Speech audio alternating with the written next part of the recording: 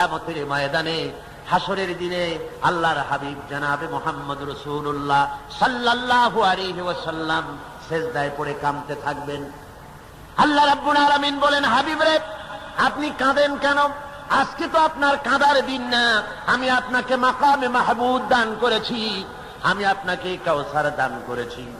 আপনার আজকে সম্মানের দিন, মর্যাদার দিন, কাঁদেন কেন?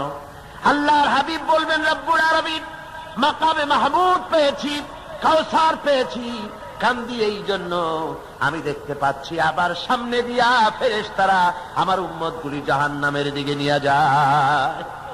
আল্লাহ রাব্বুল আলামিন বলবেন, ওগো আমার হাবিব, আমি আপনাকে ক্ষমতা দিলাম, আপনার জান্নাতি উম্মতগুলি আপনি বেছে নেন। আল্লাহর হাবিব তার জান্নাতের উম্মতগুলি বাঁচতে থাকবেন।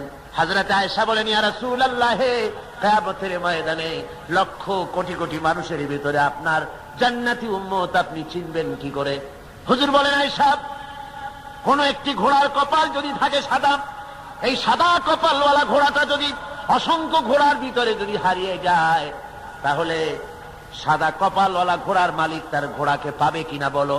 হযরত আয়েশা বলেন, হুজুর, অনায়াসে পাবে।